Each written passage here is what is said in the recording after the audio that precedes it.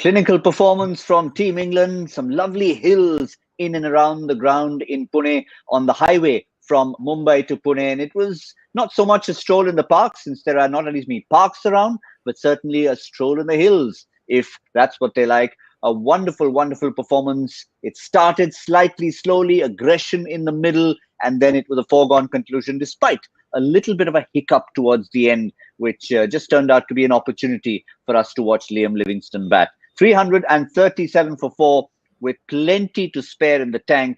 Had they been batting first, this looks like essentially a 400-plus score by England. To look back on that clinical performance, we are now 1-1 in the series. Plenty of records broken in terms of England's six-hitting capability.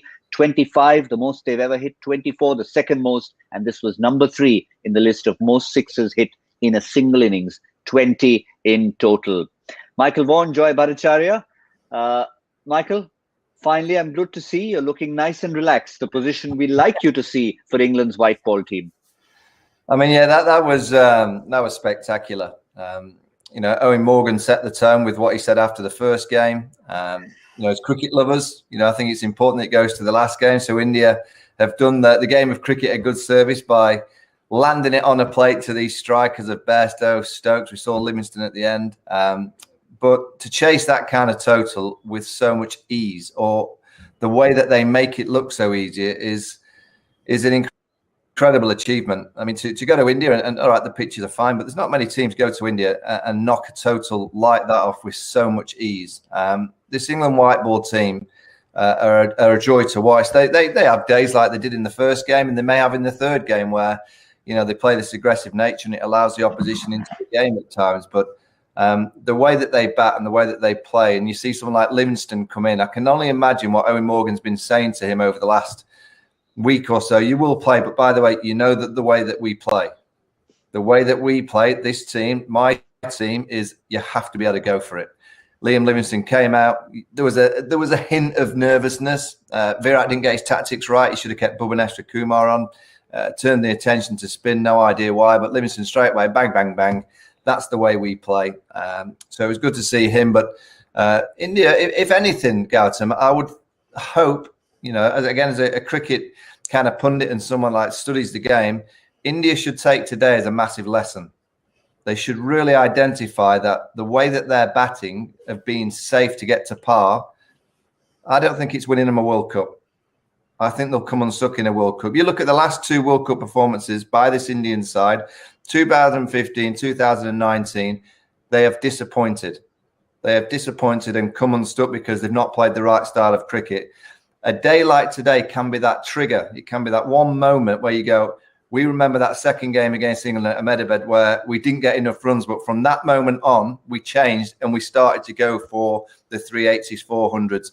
And they have the skill and they have the power to do so. So from an Indian perspective, they should take today as a massive lesson that they have to go a little bit sooner with the bat. Yeah, I mean, I think it's if you want to have a lesson, this is the time to do it in I'm using the word loosely, irrelevant series, irrelevant in the context of not being part of a World Cup, not being part of a tournament. So it's the right time, if anything, to get a lesson like this, because both in batting and bowling, we felt that there were several runs light, and it could have been the top order that could have put on more than 210, as Michael pointed out, at the end of 40 overs. Should have been 250 maybe at that point, and then the 120 comes in the back end, and you get 360, 370. And with the bowling, a few little tweaks. Hardik Pandya not bowling. Who do you turn to at the end? So lots of lessons, Joy. Absolutely. And the first thing is that, I was just thinking to myself and said, 5 years back, before 2015 in this New England side, if a team had put 337 on the board, and we at halftime would have looked at each other and nodded and said, maybe they're a few short because they haven't really pressed the button, people would have thought we were absolutely mad. But that's the fact. That's how the game has changed today. And you can no longer put 330, 340 in batting conditions like this on the board and expect yourself to say that, okay, we're going to defend it easily. This is so huge a target that there'll be instant pressure on. So that no longer works. And that's the thing. I mean, this is a discussion that, exactly as Michael said, that the Indian team should look at themselves. 2 things. One is what he said specifically about urgency in that top order. urgency in the top order. In the top 40, you can't end up after 40 overs at about 5 and a bit an over. It has to be 6+. The second thing that is very important is really we cannot go in with 6 bowlers, with 5 bowlers. It's just not an option. In the conditions today, somebody is going to get really badly collared and you have no options at all.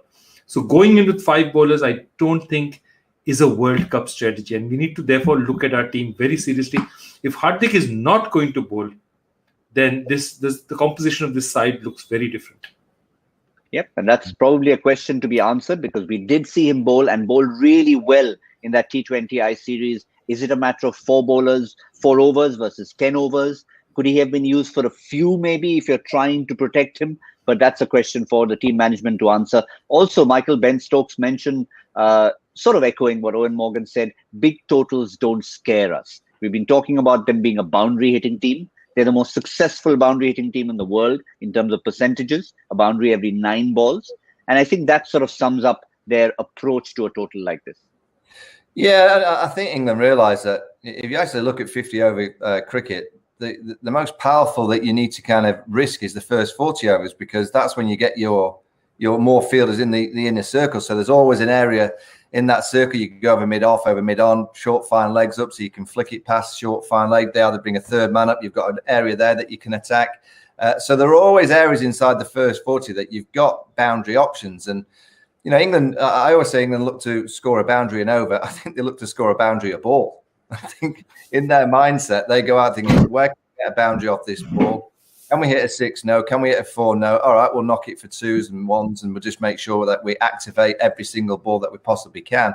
It's a risky strategy, but I think where England have been so impressive, and this is why India should take a lesson now, is that if India took that game on and said, right, from now on in, from this day, we're going to be really aggressive with the bat, you know, on Sunday, they may get bowled out for 240 because they've tried to play the risky game. But if you do it over a period of 2 years, 3 years, and you train the brain to play in that fashion, the really good teams can carry it out on a 70, 80% ratio. You look at England now, they carry it out all the time because they've trained their brains. And what Owen Morgan has always said, it's not necessarily, taking the risk. It's making sure that they don't become too risky. So the aggressive shots down the ground for 6, over mid-wicket for 6, in my time, that was a big, big risk. Players of this ilk in this era, trying to clear the boundary riders shouldn't be a risk with the power, the fitness, the bats in the hand. It's just pure commitment to the stroke. And that's what England do. They don't worry about boundary riders. They just know that if the ball's in their arc, it just goes into the stand. And India certainly have that style of player. They're not far off. When you get 336, you're not far off. You're only talking another 30, 40 runs. So what you're talking, another 7 or 8 boundaries and a few more kind of singles and 2s. It's not that many in the grand scheme of things. So you're only looking at, an 8 or 10% improvement with the bat in hand. And that's just with the mind. Nothing else, just the mind and the awareness of, as we mentioned, Gautam, after 40 overs to be 210 on a wicket like that, Moeen Ali going at 47 in 10 overs. Moeen Ali on that wicket, he should have been attacked and danced down and hit into the stands at least 4 or 5 times. But they didn't try that because they had this kind of process in their mind that they want to be 200, 210 after 40, and then they explode in the last 10. They get to that 330, 340. Well, they came unstuck today because it wasn't enough, and they certainly got enough in their dressing room to get to 380, 400 on a regular basis. Yeah, Joy, we had a discussion about Malan a 3 versus Stokes a 3, but again, England had committed to that. And it sort of worked because Johnny Bairstow was in a sense playing the Joe Root type of knock for a while. So Ben Stokes was free to come in, play his own game. And then, of course, he played 2 innings. His first 50 took 40 deliveries. And then have a look at how he got his second almost 50. He fell short by 1. This is what he happened from 50 to 99, just 12 deliveries. I mean, I couldn't get that in stick cricket. I come unstuck doing that. Ben Stokes was doing it in international cricket in an ODI, Joy. It's an unbelievable run. That was an unbelievable run. I mean, I don't think he'd be that disappointed with not getting a century because he really, for me, he was the man of the match. It doesn't matter who they give it to. They could give it to Bairstow, but for me, he was the man of the match. He just made the target look so easy. And there's 2 things about it. One is about hitting 6s. The other is about hitting them in a way that demoralizes the bowling. he's hitting them so easily that, that's really demoralizing. The way he hit his straight sixes. And there's one shot that Bairstow hit, which was a Yorker, a perfectly normal, decent Yorker, which was hit over over point for 6. I haven't seen anything like that. I mean, the kind of batting these guys. So when the bowlers come in and bowl, they're looking at this. I've just bowled him my best ball, and it's gone for 6. The other thing I want to say is that, Gautam, what we were talking about just before we came on air, when you're in a situation where you've just got 4 wickets, something has happened out there. Why on God's earth are you not throwing your best bowlers at them? Why are you suddenly trying to finish overs out? Because this match would never last. These overs would never last. I mean, if the match is going to go to the end, you're going to lose in any case. Why did we try and bowl Kuldeep out? Why did we try and bowl Kunal? I mean, I don't understand that at all.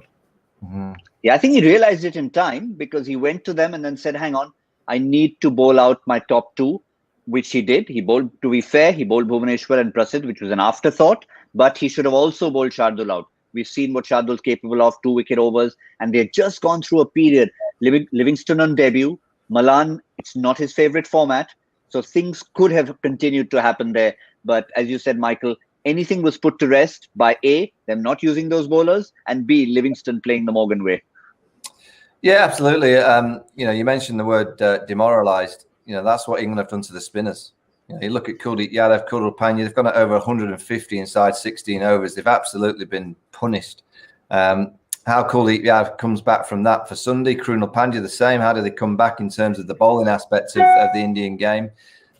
Because England have found a way of attacking the spinners. And that's what I'm saying, those first 40 overs when there's less fielders outside the circle, that is the time to attack the spinners. I mean, it's been a tactic, and you go back to the World Cup in England, the tactics of many teams were to bowl seamers in the middle and spinners towards the end because it allowed you one extra fielder outside the circle from the 40th over. And England have realised that as soon as spin comes on, they think, right, go. They've got to be hitting the spinners, particularly on these flat wickets. Another point to make that that's been mentioned over here is, and I totally agree, is that these wickets are almost too flat. I mean, I know I've been a bit of a pitch expert, but these white balls are for 50 out. It's doing nothing. And I don't know how great. I know we've seen great stroke play and the ball's been travelling to all parts, but I am a believer that you need a balance. Again, you go back to the Test series. At times, the balance was too in favour of the ball, and I think in these 250 over games, the balance is just too in favour as the bat. Somehow, the ICC have to work a method of just bringing it a little bit closer. Yes, we want to see stroke play, but we also want to see that ability of a ball to come back, a bit of spin or a bit of swing. Maybe it's time to go back to one ball. So you will get a bit of reverse swing, and the ball does soften just somewhat.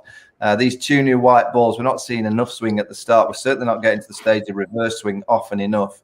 And by the time you get to the 40th over, the balls are still rock hard and it's travelling to all parts. So I think something needs to be looked at. Well, as far as the flat pitch was concerned, Michael, it was just a chance for you to clean up your backyard. In case you wanted to give us another one of your wonderful pitch reports, what a lovely pristine backyard it would look like instead of the mess you made in Ahmedabad. But Joy, I mean, I have to say I disagree personally with what Virat Kohli started at the post-match. He said, I think we set up quite a decent total. Now, it's not just about disagreeing for the sake of disagreeing, or if you've lost a game. I think you should come out and say, maybe we were 30 runs short, 40 runs short, 50 runs short. He's not saying that. He thinks it was a decent total. And he said we never had a chance during that Stokes-Bairstow partnership. It's a kind of hitting you would not have seen in a long, long time. So your take on his first response? Look, again, I mean, we've discussed this threadbare. We don't think it was enough. And obviously, people sitting outside are thinking it's not enough. Definitely on the ground, I think it's denial, number one. Number two is look at India's ODI record. India, in terms of talent, there's no doubt in anyone's mind that we are one of the most talented teams in the world. We have a fantastic T20 record. We have a fantastic Test record. But look at our ODI record. Over the last 10 matches, I think we have a negative, or it'll either be 50-50 or it'll be a negative ODI record over the last 10 matches. And what does that tell you? That tells you that we haven't been particularly successful in this format. Because obviously somewhere, either we are pegging our totals low or we are not using enough all-rounders. We are doing something wrong in the format. Whatever good that we are doing in Test cricket and T20 cricket, somewhere in that ODI game, it's not being replicated. And given the talent we have, in both white ball and red ball cricket, it can't be a lack of talent. So I think that it's time for, and there's enough time to do this because the IPL will start.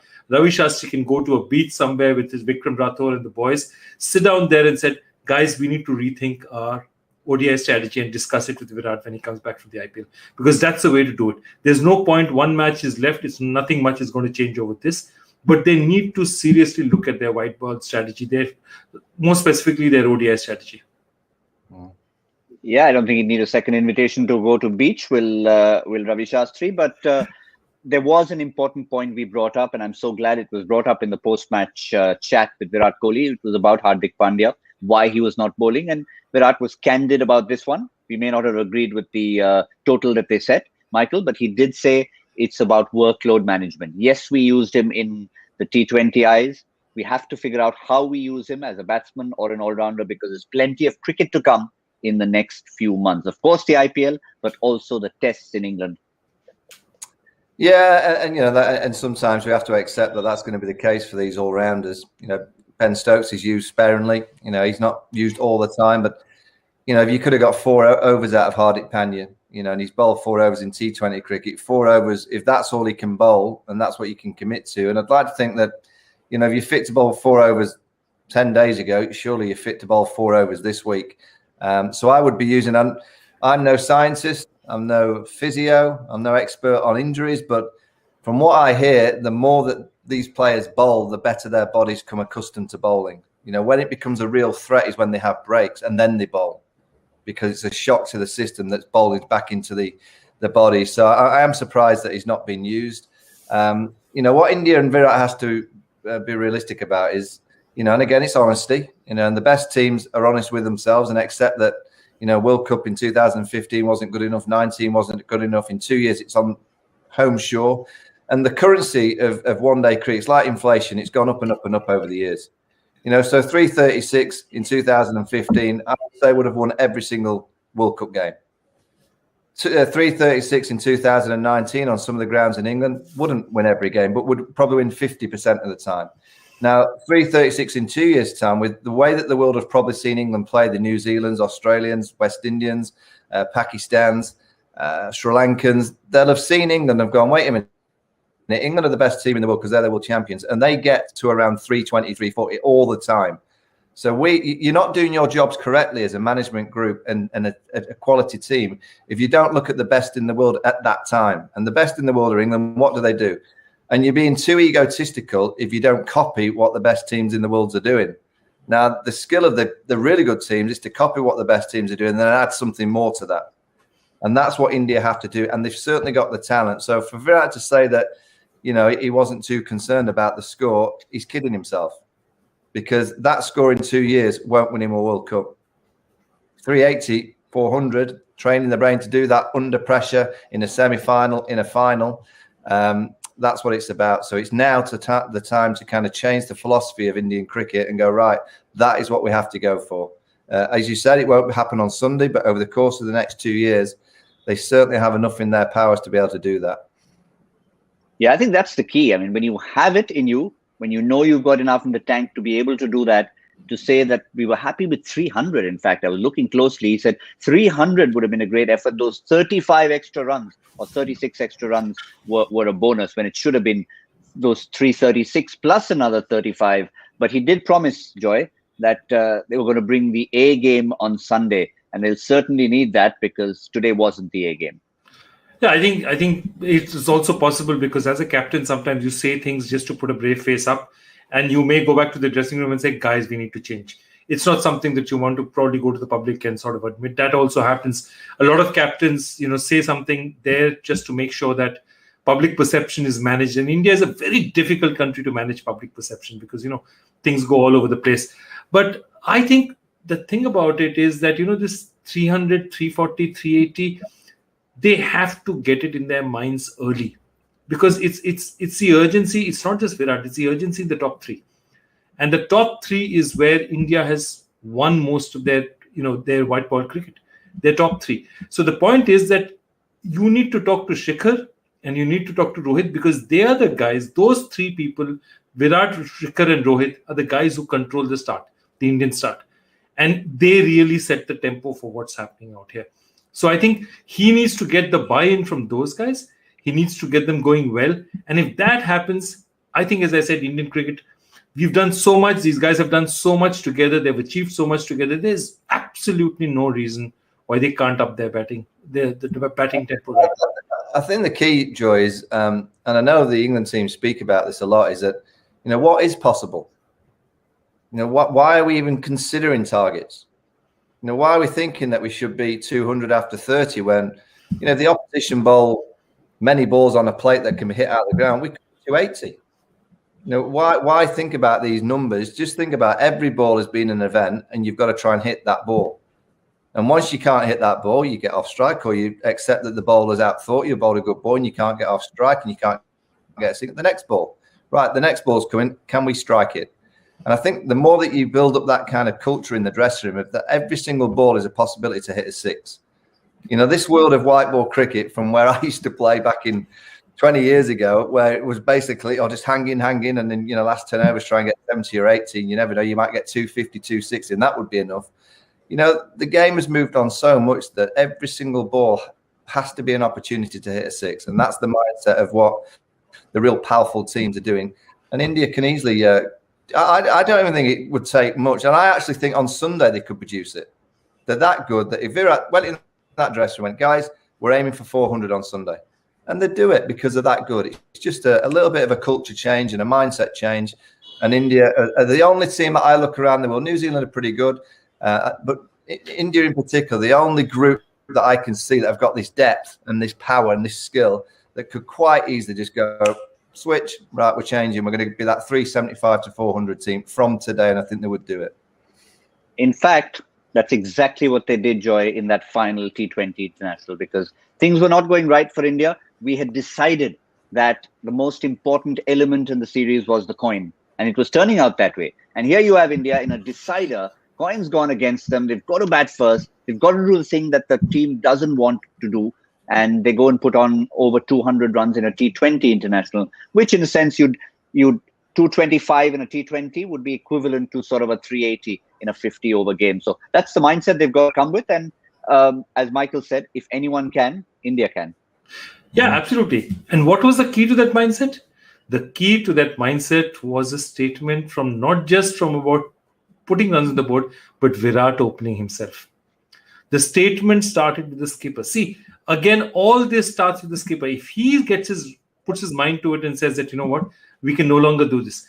Look at Indian team fitness. It's something that's a personal bugbear for Virat. He's got it in his head. And, every once in a while you say that, are we going anal about this? Are we going way too much about this? Do they really need the kind of fitness that Virat demands of them? But he is setting them to a particular standard for a particular reason, because it's in his head that overall, at some point in time, fitness is not going to be the factor that separates India from other teams. Now, it's all about him. He's got the strength, he's got the ability and self-belief that if he gets in his head, he'll do it. But like that T20, Virat needs to lead this from the front. It can't come from anywhere. And the intent that we saw, it was a small stat, but to see 5 players hit a boundary of the first ball they faced was, I think, very relevant in the context of what happened in that T20 international. Something similar needs to come out on Sunday when India has promised to bring their A game. But let's turn to the heroes of the day. It's not Ben Stokes, but Johnny Bairstow with his 3 figures, who gets the man of the match, Michael. 100, a 94, and another 100 today. Those are his last 3 scores against India. And certainly, he, in ODIs against India, he relishes the opposition and deserves the man of the match. Just nudged Ben Stokes out a little bit. Yeah, it must have been a close call, but Bairstow in white ball cricket, particularly 50 over cricket, he just has a game that he makes it look so simple. Even those check drives down the ground for 6, that is such a difficult stroke. I remember when he was about 16, 17, when he was at Yorkshire County Cricket Club for the first time, and I was a senior pro.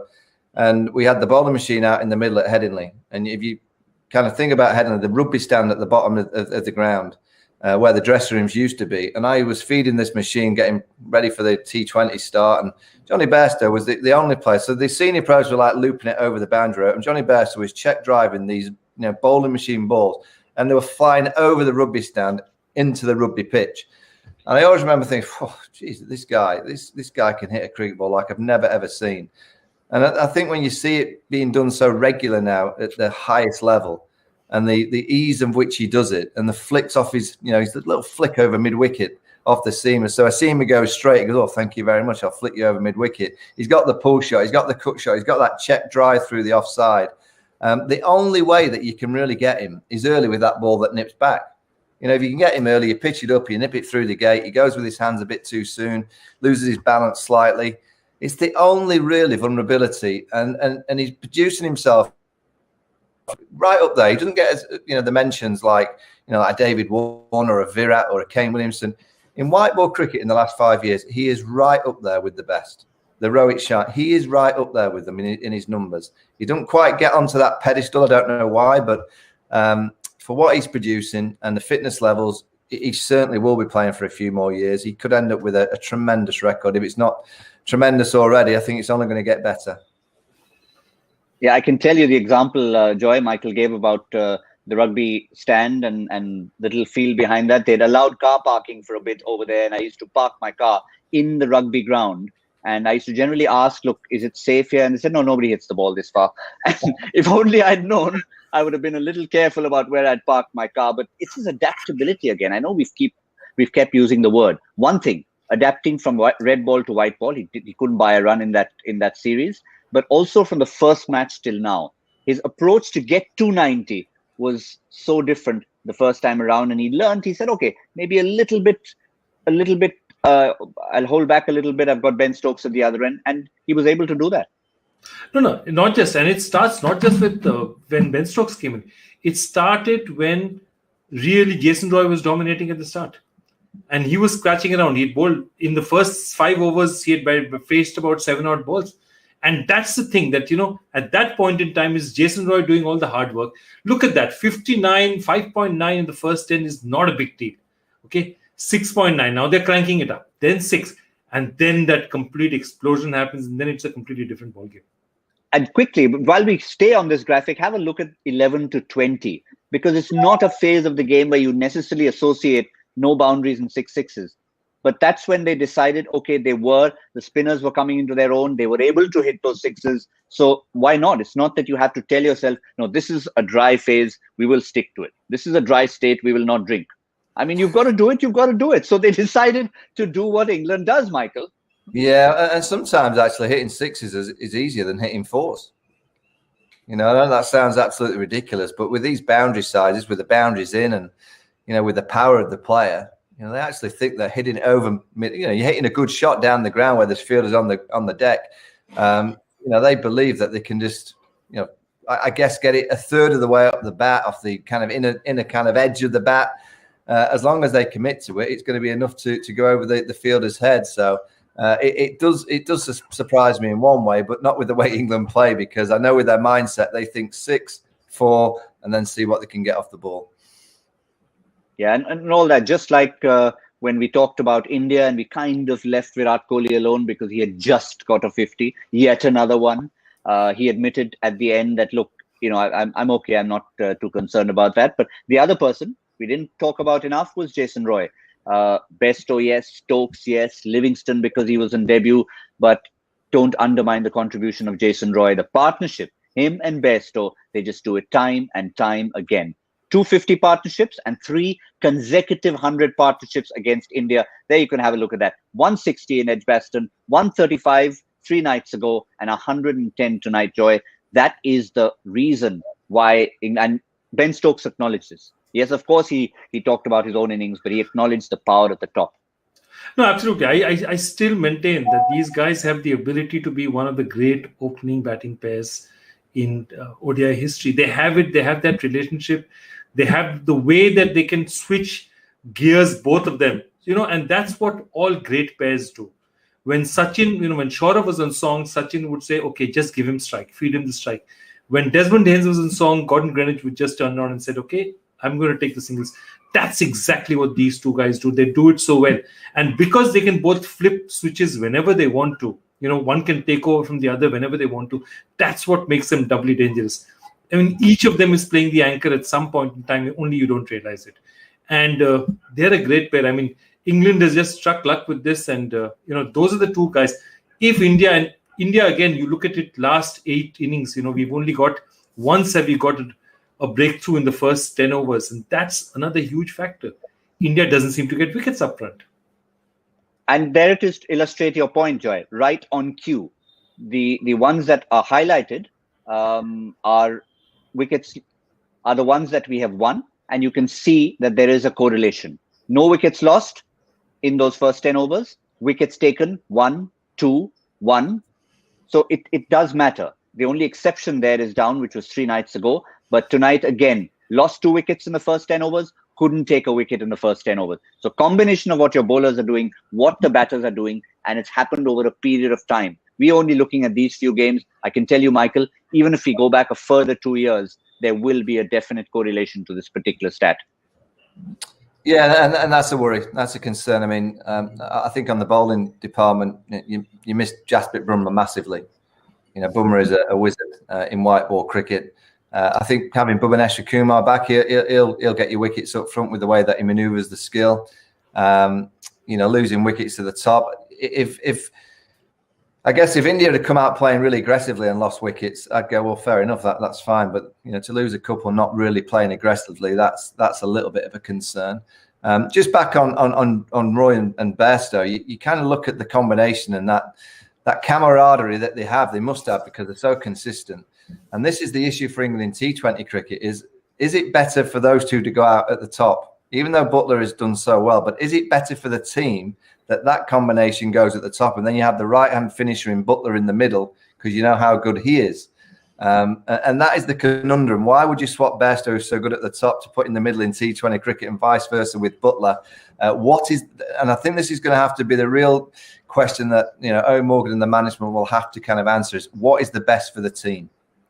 They all want to open. But Stokes would want to open. Bairstow wants to open. Roy wants to open. Buttler wants to open. Everyone wants to open. But what is the best combination for the team to win the T20 World Cup? And it may just be that Roy and Bairstow are the best combination, and the best thing for the team is Buttler to bat in the middle. I think that's going to be probably the hardest decision that they're going to have to make over the next few months on the T20 team. Yeah, sometimes one format can rub onto another, but when you've got such a magical combination, why not stick to it? What it does do is this resounding victory for England sets up Sunday beautifully.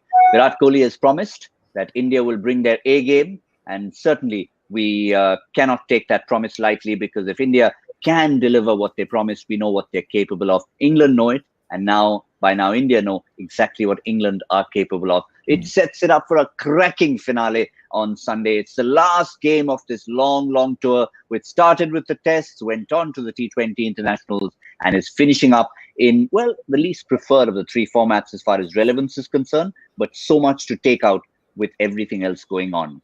Let's look ahead to Sunday's finale and start with the India squad, because India are the team coming off a defeat, and certainly no matter how nice you want to be, Joy, to someone like Kuldeep, you've got to turn around and say, maybe we've given him 2 chances, but if we're going to bring our A game and absolutely go for broke, we probably need to rest him and look at an option. Joy? Absolutely. I think Kuldeep needs to be rested immediately, because it's also a confidence matter out there. And I think Natarajan is definitely somebody who I'd look at. For Kuldeep, definitely Yajuvendra Chahal. He needs to be back. He needs to, whatever it is, Chahal is a smart enough bowler. And one of the things that Kuldeep now has a problem with, which he needs to think about, is his shoulders literally slumped. You can see his face going there, and that's something that Chahal never tends to give you. Even when you hit him, he tends to remain chirpy, and I think Kuldeep just needs a little bit of time off to think about this. That's one. The other is, we can't afford to keep playing 5 bowlers. So I'm saying that, if you then do you need to find a way to make Washington Sundar play, because that's the only other all-rounder you have in this lineup. So either you're going to tell yourself, Hardik, you're going to bowl 4 to 5 overs. You need to bowl for us. Or you need to say that Washington Sundar needs to make his way into the 11 to replace somebody. Because India cannot keep going in with 5 bowlers and no alternatives, because it's very, very difficult with this kind of a rampaging English batting lineup to do it with 5 bowlers. So either Hardik has to bowl or Washington Sundar has to step in for a batsman. Well, I think, probably the former, Michael Vaughan, because what Virat Kohli did say is it's about management. It's about managing himself, managing Hardik Pandya, rather than saying there is a niggle, which there isn't. So if it's about managing, you can say, look, this is a decider. We're bringing our A game. Give me 4 overs. Yeah, absolutely. I guess it depends on how much the team's put on this one game. A series victory. Is it that desperate for the teams to win that they may risk Hardik Pandya getting another injury? We don't know how bad his body is. I'd look at it more in the batting. And just say to the players, look, we need to get 380. At this stage, it's a risk for us to bowl Hardik Pandya. So it looks like we're only going to have 5 bowling options. We've got to get beyond par with the bat.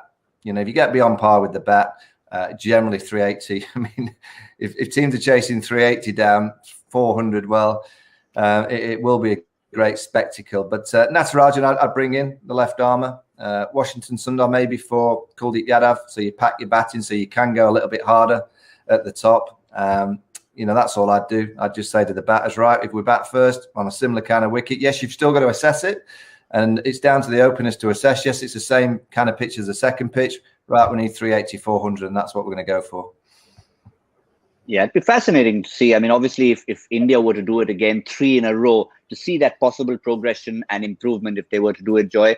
But if it happens the other way around, that England are asked to bat first, or they decide to do it themselves, and it'll be interesting to see how much this power-packed batting lineup actually puts on for India. So either way, it's going to be fascinating. Yeah, I think it's a really big game, and I think it's been nicely set up. There are questions now to be answered from both teams. If India had whitewashed the series, it was 2-0 over, then you'd see a lot of reserves play the last game. Everyone saying, okay, don't get injured before the IPL. That would have been the mantra. I think now it's a little bit more serious than that. They're playing for pride, they're playing for a few things, and they're playing for a few questions that they possibly need answered in their heads before they go in for the IPL. And they're also, just like we mentioned a lot of stats in the T20 International Series deciders, India too are not bad at deciders in ODIs. England squad, just want to tell them, let's start the game right now, Michael. Maybe Bairstow and Stokes are a little bit winded, but everybody else, come on, we'll play now. We've got the momentum. But pretty much the same 11, Michael? Yeah, I think so. I think Mark Wood may get a mention if his body's fine. I think he may come in for potentially Tom Curran. I thought Reece Topley was very good. I think they'd have hoped to have given Matt Parkinson a ball, in the game. But whether they'll throw the leg spinner in for Adil Rashid in the last game, again, it just depends on how much importance the team's put on this one-off kind of decider. If it's about developing a team for 2 years' time, which I believe it is, I personally would throw Matt Parkinson in for a game because you just don't know what's going to happen in those 2 years. One game of experience against the likes of Virat and co in Ahmedabad on a decent pitch. In 2 years' time, Matt Parkinson might be in the England side. You just don't know how bad that shoulder of Adil Rashid is. And I think Rashid is one of the players that England would find very difficult to replace. All that top order, I think England have enough power in depth that they'll always be able to get big scores because they've got so many players that can hit the ball. Seam bowlers, all-rounder against Ben Stokes. They haven't got too many to replace him. But in terms of spin, Adil Rashid is just an unbelievable performer for England, and he would be very, very difficult to replace. So over the course of the next 2 years, I think they're going to have to find games for Matt Parkinson or a leg spinner just in case Adil Rashid doesn't make it to that 2023 World Cup. I think he will, but you wouldn't want to run the risk of him getting injured close to that tournament and then you've given no experience to someone like Matt Parkinson. So as much as it's a decider, and it's a one-off final, I would be tempted to give Parkinson a game over Adil Rashid.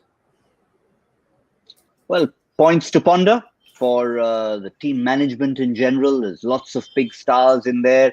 Owen Morgan, of course, will give his 2 bits to Jos Buttler, who's going to be captaining England on Sunday with India's A game coming up. It should be fascinating. Joy, question for you to answer. Never mind what the Indian team management have to do. It's what you termed an interesting question. So repeat the question and give us the answer. Okay, this is a question about getting, how many one-day international wickets people have got on a single ground. And the 3 top Indians have got them all at Sharjah with 56, 39 and 37, which is, of course, Kumble, Srinath and Venkatesh Prasad. Who is the 4th and on which ground? And that's what's interesting about it. It's Harbhajan Singh, but it's not an Indian ground. It's at the Premadasa Stadium, Colombo. And, it'd be very familiar for all cricket tragics of the 90s and early 2000s, because I think we played more matches in Colombo than we played anywhere else. Anything happened, India was on a tour of Sri Lanka. They spent more time at the Chaj Samudra than they would have spent in any of the Indian hotels. That was the case. And it's fascinating that, Sharjah we know, because Sharjah was like a neutral venue where everyone went and played. But the fact that Harbhajan Singh's maximum wickets in ODIs is at Colombo and not anywhere else is something that I found totally fascinating. Well, to be fair, Joy, if you do look down the list of most ODIs played in different venues, the Premadasa is one of the higher ones out there, simply because they play so much cricket there. But in case I was thinking in my mind, because of the fact that you asked relevant questions, it might end up being Pune for some reason. So I was trying to think that whoever that bowler is, however old he is right now, draft him in for Sunday. But that's not going to happen.